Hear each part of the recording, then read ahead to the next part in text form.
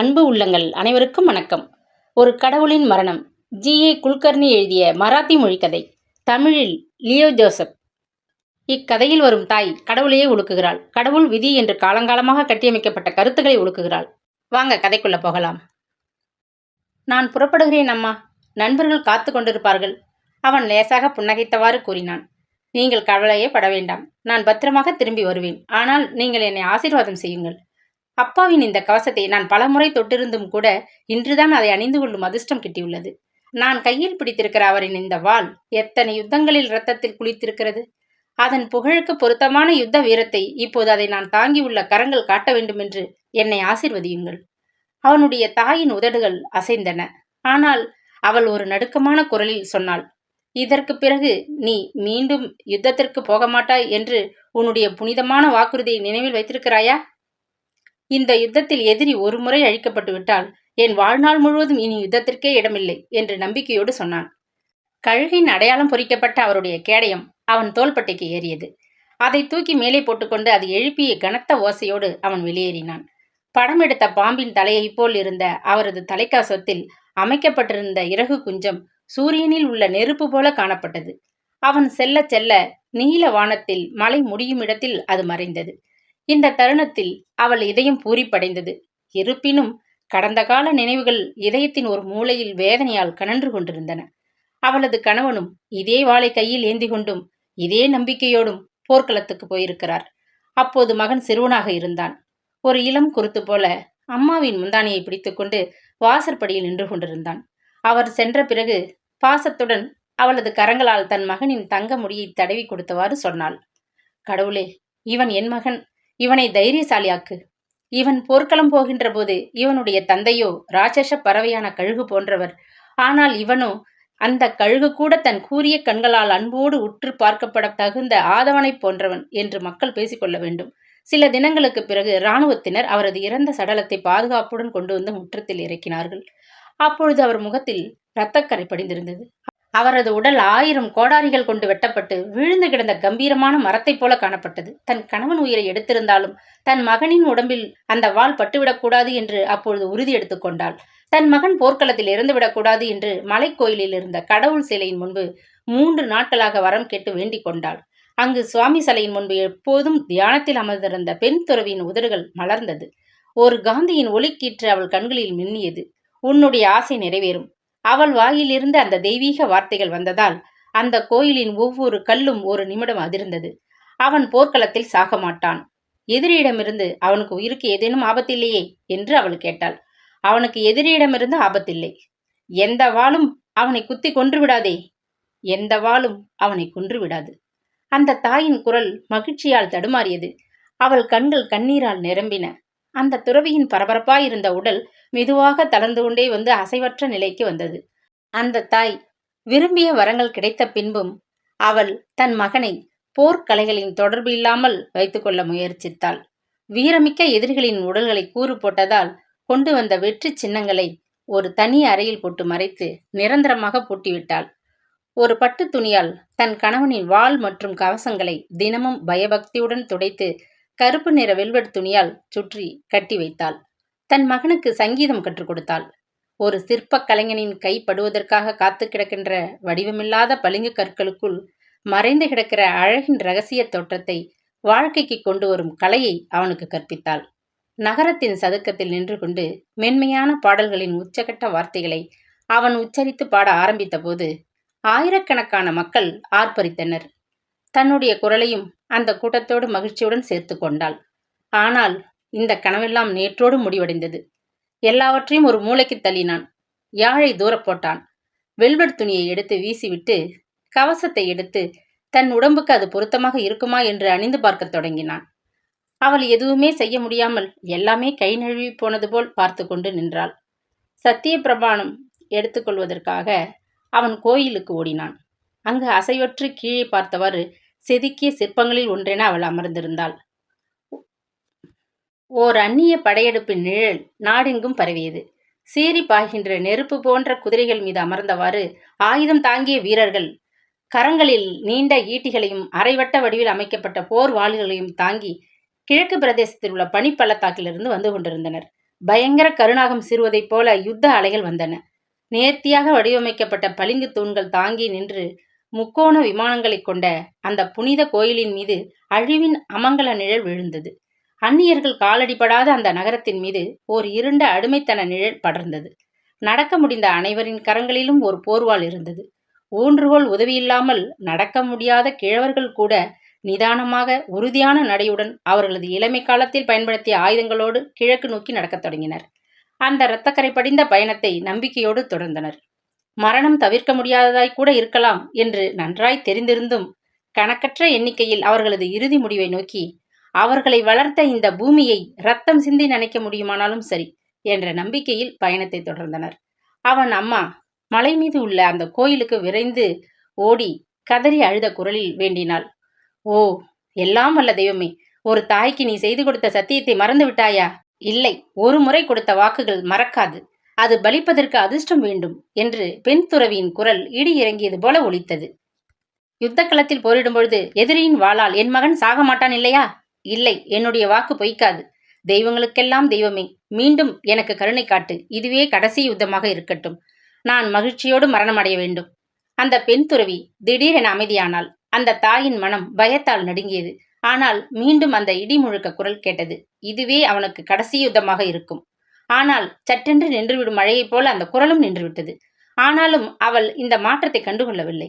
உணர்ச்சி வசப்பட்ட உந்துதலோடு அந்த தாய் சொன்னாள், அவன் பத்திரமாக திரும்பி வருகின்ற போது என் இரத்தத்தால் உன் நகங்களுக்கு வண்ணம் தீட்டுவேன். உனக்கு முன்னால் பூத்திருக்கின்ற நீல மலர்களில் இருந்து எடுக்கப்பட்ட மலர்ச்சாறுகளால் உனக்கு தீபம் ஏற்றுவேன். ஒரு ஜோடி மயில்களை பலியிட்டு காணிக்கை செலுத்துவேன். அந்த தெய்வத்திற்கு படைக்கப்பட்டதில் முதல் கவலம் அவனுக்கு ஊட்டுவேன். வசந்தகால இளந்தளிர்கள் தோன்ற ஆரம்பித்த காலத்தில் யுத்தம் தொடங்கியது. ஆனால் குளிர்காலம் தொடங்கியும் யுத்தம் தொடர்ந்தது. பல வசந்தங்கள் வந்து போயின. இலைகளெல்லாம் பழுத்து குட்டிட்ட மரங்கள் ஆயின. ஆனால் யுத்தமோ நின்றபாடில்லை. போர் வீரர்களின் இறந்த சடலங்கள் பல்வேறு மயானங்களுக்கு கொண்டு வரப்பட்டன. சில சமயங்களில் யாரோ ஒருவன் வருவான். அவன் ஒரு கத்தியையோ கவசத்தையோ மட்டும் கொண்டு வருவான். அல்லது அடையாளத்திற்கு கைவிரல் மோதிரத்தை கொண்டு வருவான். துக்க செய்தியை 2 வார்த்தைகளில் சொல்லிவிட்டு போய்விடுவான். பிறகு அதே இல்லங்களிலிருந்து சிறுவர்கள் வளர்ந்து வாலிபர்களானதும் மீண்டும் அதே கத்தியையும் கவசத்தையும், இனம் புரியாத பயத்தையும் நிர்கதியையும், வாழ்க்கையில் ஏற்பட்ட வேதனைகளால் காயப்பட்டு போன ஜீவனற்ற கண்களையும் சுமந்து கொண்டு போவார்கள். ஒரு நாள் தேர்ப்படை வீரர்கள் கீழ் திசையிலிருந்து வெற்றி செய்தி முழக்கமிட்டு கொண்டு நகரத்துக்குள் நுழைந்தனர். யுத்தம் இறுதியாக முடிவுக்கு வந்தது. அவர்கள் எதிரிகளை அழித்து விட்டனர். பனிமூடிய மலைச்சரிவுகளில் எந்த வீட்டையும் இடித்து தள்ளாமல் விட்டு வைக்கவில்லை. மீண்டும் அங்கு எந்த குடியேற்றமும் வந்துவிடக்கூடாது என்ற நோக்கத்தில் அவர்கள் எல்லா மரங்களையும் அழித்து எரித்துவிட்டு நிலங்களில் உப்பை அடுக்கடுக்காக தூவிவிட்டனர். முன்பு வானளாவி உயர்ந்து நின்றது அந்த அரண்மனை. இப்பொழுது பள்ளத்தாக்குகளிலும் மலைச்சரிவுகளிலும் ஒரு பச்சோந்தி கூட ஓய்வுக்காக வந்து அமர்ந்துவிடக்கூடாது என்று ஒரு கல்லை கூட விட்டு வைக்கவில்லை. இதனால் முன்பு வரிசையாக நடப்பட்ட விளக்கு தூண்கள் போல காணப்பட்ட பனிமூடிய மலைச்சிகரம் இப்போது மயானத்தில் காணப்படும் ஒற்றை தூண் போல் காட்சியளிக்கின்றது. அந்த மலைக்கோயிலில் 10 ஆள் உயரம் கொன்ற வெற்றி விளக்கை ஏற்றி வைத்தனர். வெற்றி வீரர்கள் நகரத்துக்குள் நுழைந்தபோது மக்கள் எல்லோரும் கதவுகளையும் ஜன்னல்களையும் திறந்து வரவேற்பு கீதங்களை முழங்கத் தொடங்கினர். அவர்களில் பல வீரர்கள் ஒரு காலோடு மட்டுமே நடந்து வந்ததால் நண்பர்கள் தோள் மீது கை போட்டு கொண்டு வந்தனர். இன்னும் பலருக்கு கத்தி பிடிக்க ஒரு கை மட்டுமே இருந்தது. வீட்டில் இருந்தபடியே அணிவகுத்து வந்த அவர்களது பாசத்துக்குரியவர்களை பார்த்ததுமே மக்கள் அனைவரும் ஆனந்த கண்ணீர் விட்டனர். அதற்கும் மாறாக சில பேரிடையும் அவர்களை உறைய வைத்தது. அவர்கள் தேடிக்கொண்டிருந்த அந்த முகம் வரவில்லை என்றால் கதவுகளும் ஜன்னல்களும் சப்தமின்றி மூடிக்கொண்டன. அந்த இருளில் அடையாளம் தெரியாத உருவங்கள் தாங்க முடியாத வேதனையின் அழுத்தத்தால் ஓய்ந்து விட்டனர். அவன் வந்தபொழுது தாய் கதவருகில் நின்று கொண்டிருந்தாள். அவன் இப்பொழுது தன் தந்தையை விட கம்பீரமாக காணப்பட்டாலும் அவன் முகம் தன் தந்தையை அப்படியே உரித்து வைத்திருந்தது. முந்தைய சிறுபிள்ளைத்தன்மையை அவன் இழந்து எண்ணற்ற இறப்புகளைக் கண்ட ஒரு ஆழ்ந்த அனுபவம் அவன் கண்களில் காணப்பட்டது. தன்னுடைய முரட்டு கரங்களால் தன் தாயை கட்டி தழுவிய போது அவள் கண்கள் குளமாகி மகிழ்ச்சியால் பெருமிதம் கொண்டாள். அவள் கண்களை துடைத்து கொண்டு சொன்னாள், கடவுள் வார்த்தையை காப்பாற்றிவிட்டார். நீ உள்ளே சென்று ஓய்வேடு. ஆனால் எதையும் சாப்பிட்டு விடாதே. நான் ஒரு ஜோடி மயில்களை காணிக்கையாக பலி கொடுக்க கோயிலுக்கு போகிறேன். அந்த புனித படையல் உணவை ஒரு வாய் உனக்கு ஊட்டிவிட விட்ட பிறகுதான் அடுத்த காரியம் பார்ப்பேன் என்று சத்தியம் செய்திருக்கிறேன். அங்கே பாதிக்கப்பட்டவர்களின் நேர்த்தி கடன்கள் நிறைய இருந்தன. அதனால் பலி கொடுப்பது இன்னும் முடியவில்லை என்று அவன் நினைத்தான். அப்படியே சோறுற்ற அவன் உடம்பிலிருந்து கவசத்தை கழற்றத் தொடங்கினான். மலர்களால் அலங்கரிக்கப்பட்டு பட்டு துணியால் மூடப்பட்ட அந்த பாத்திரத்தை ஏந்தி கொண்டு அவள் திரும்ப மிகவும் தாமதமாகிவிட்டது. அவன் அருகில் வந்து நின்றாள். கவசத்தை கழற்றிவிட்டு அவன் தூங்கி போனதால் மெலிந்த உருவமாக காணப்பட்டான். ஆனால் எல்லாருமே எளிதாக அவன் யார் என்று அடையாளம் கண்டுகொள்ள முடியும். ஏனென்றால் அவன் தந்தையின் சாயல் அப்படியே இருந்தது. பழைய நினைவுகள் அவள் இதயத்தை வேதனையே விடுவித்தன. ஆனால் இன்றைய நன்றி பெருக்கு அவளை மௌனமாக்கியது. அவள் உள்ளத்தில் பீறிட்ட உணர்ச்சி பெருக்கால் அவனை எழுப்பினாள். தட்டிலிருந்து உணவை எடுத்து அவசரமாக அவன் வாயில் வைத்து ஊட்டினாள். திடீரென எதிர்பாராமல் அவன் எழுப்பப்பட்டதால் ஆர்வத்தில் கஷ்டப்பட்டு எழுந்து ஒரு வாய் நேர்த்திக்கடன் உணவை உண்டான். அந்த ஒரு வாய் உணவு தொண்டையை அடைத்ததால் அது பயங்கர இருமலை ஏற்படுத்தியது. அவனுடைய பறந்து விரிந்த கண்கள் ஈரமாகி ரத்தம் போல சிவந்து விட்டன. அவன் உடம்பு விரைத்து போய் கட்டிலில் சரிந்தது. உறைந்து போன முகத்துடன் அவனையே சிறிது நேரம் உற்று பார்த்தாள். அந்த அதிபயங்கர உண்மையை கண்டுகொண்டவுடன் அவள் பலத்தையெல்லாம் இழந்தாள். அவள் கைகளில் இருந்த உணவு தட்டு தரையில் விழுந்து உணவெல்லாம் சிதறி ஓடின. உடனே ஓடிச் சென்று மலைக்கோயிலை அடைந்து அந்த கம்பீரமான கடவுள் சிலையின் காலடியில் நெடுஞ்சான் கிடையாக விழுந்தாள். மிகுந்த வேதனை நிறைந்த நடுங்கிய குரலில் அவள் சொன்னாள், ஓ கடவுளே, உன்னுடைய கண்களுக்குள்ளேயே சூரியனும் சந்திரனும் எழும் விழும் அளவிற்கு நீ சக்தி மிக்கவன். ஆழ்கடலின் அனைத்து அசைவுகளும் உன்னுடைய இதய துடிப்பே. இந்த பூமிக்கோளம் முழுவதுமே உன் பாதச்சோடுகளை தாங்கவிருக்கின்ற பீடம். நீ பெரிய பிரம்மாண்டம். ஆனால் என்னை போன்ற சாதாரண ஒரு அபலை பெண்ணை எப்படி ஏமாற்றினாய்? சொல். அந்த பெண் துறவியின் உடல் நடுங்க ஆரம்பித்தது. அவள் கண்கள் ஜீவனற்று போயின. அவள் உதடுகள் அந்நிய மொழி பேசின. இல்லை, நான் உன்னை ஏமாற்றவில்லை. உன் மகன் யுத்த களத்தில் சாகவில்லை. எந்த கத்தியும் அவன் மீது படவில்லை. தாயே, அவன் உன் கரங்களில்தான் மடிந்திருக்கிறான். நீ அவனது எதிரி அல்ல. இது உன்னுடைய மாய மந்திரம். வார்த்தைகளால் விளையாடி ஒரு அப்பாவி அபலையை உன் வலையில் சிக்க வைத்து விட்டாய். நீ ஏன் அவனுக்கு சாகாவரம் கொடுக்கவில்லை? குறைந்தபட்சம் நீ இப்படிப்பட்ட மரணத்தையாவது தவிர்த்திருக்கலாமே. எல்லாவற்றுக்கும் மேலாக அவனுடைய மரணத்திற்கு அவனது சொந்த தாயின் கரங்களையே தேர்ந்தெடுத்திருக்க வேண்டாமே. பெண் துறவியின் உதடுகள் மலர்ந்து சொன்னவை. நான் சொல்வதை கவனி. பெண்ணே, என்னையும் சேர்த்து எந்த கடவுளுக்கும் ஒரு மனிதனுக்கு சாகாவரம் கொடுக்க சக்தி இல்லை. ஏற்கனவே எழுதப்பட்டுள்ள எதிர்காலத்தை மாற்றுவதற்கு யாருக்கு அதிகாரம் உண்டு? நீ முதலாக என்னிடம் வந்தபோது எல்லாம் இப்படித்தான் நடக்க வேண்டும் என்று என் கண்களுக்கு தெரிந்தது. நேரடியாகவே என்னிடமிருந்து என் உயிர் ரகசியத்தை அறிந்து கொள்ள விரும்பினால் நான் சொல்வதை கவனி. மனிதன் தன் எதிர்காலத்தை காண முடியாது. கடவுளுக்கு மட்டுமே முடியும். விதியின் ஆளுகையை மாற்றுவதற்கு கடவுள் மனிதன் இருவருமே ஒன்றும் செய்ய முடியாதவர்கள். இதுதான் உண்மை என்றால் நீ ஏன் மனிதனுக்கு வரமோ அல்லது சாபமோ கொடுக்கின்றாய்? அவள் எரிக்கின்ற குரலில் கேட்டாள். அதை நான் உனக்கு சொல்லக்கூடாது. தாங்க முடியாத வேதனையிலிருந்து ஆறுதல் அளிக்க ஒரே வழி உண்மையை சொல்வதுதான். நாங்கள் வரமோ சாபமோ கொடுப்பது அர்த்தம் இல்லாதவை. வரம் கொடுக்கிற பொழுது நாங்கள் வெட்கப்படுகிறோம். சாபம் கொடுக்கிற போது எதுவும் செய்ய முடியாமல் விழிக்கின்றோம். விதி அளிக்கின்ற கட்டளைகளுக்கு கட்டுப்பட்டே எங்களுடைய வரங்களும் சாபங்களும் செயல்படுகின்றன. இந்த எல்லையை மீற முடியாமல் பலமற்று இருக்கிறோம். உன் மகனுக்கு இதுபோன்று வரக்கூடாது என்று நீ பிரார்த்திக்கவே இல்லையே. அதற்காக நீ வேண்டிக் கொண்டிருந்தாலும் அந்த வரத்தை கொடுத்துவிட்டு ஏமாற்றியிருப்பேன் என்று நினைக்கிறாயா? தாயே, எங்களை பற்றி ஒன்று தெரிந்து கொள். விதிக்கு எதிராக எங்கள் சக்தியை நாங்கள் பரீட்சித்து பார்ப்பதில்லை.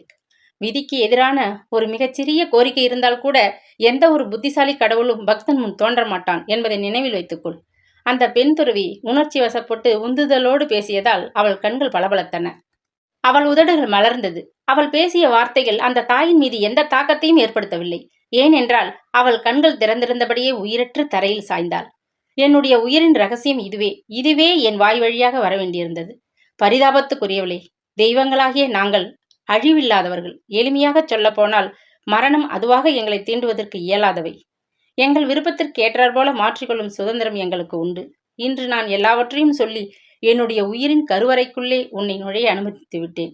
இன்று என் உயிர் முற்று பெற்றுவிட்டது. அதுபோலவே இந்த கோயிலின் மாட்சியும் முடிவுக்கு வந்துவிடும். இதன் பளபளப்பான பளிங்கு தூண்கள் சாய்ந்து சுக்கு நூறாக உடைந்து சிதறிவிடும். பீடத்தின் மீது முட்செடிகள் முளைக்கும். மூலஸ்தானத்தின் வழியாக சாலை செல்லும். சாலை வழியே கோவேறு கழுதைகளின் மீது கலப்படப் பொருட்களை ஏற்றிச் சென்று கள்ள வியாபாரம் செய்வார்கள். அந்த பெண் துறவியின் உடல் பயங்கரமாக நடுங்கியது. கடைசியாக உணர்ச்சியின் உத்வேக அலைகளால் தாக்கப்பட்டது போல அவள் குரல் வலையை நெரித்து கொண்டாள். பிடிமானம் இல்லாமல் செதுக்கி வைக்கப்பட்ட பளிங்கு தூணை போல கீழே உயிரற்று சாய்ந்தாள். வேதனையால் வெடித்துச் சிதறி இறந்து கிடந்த தாயின் அருகில்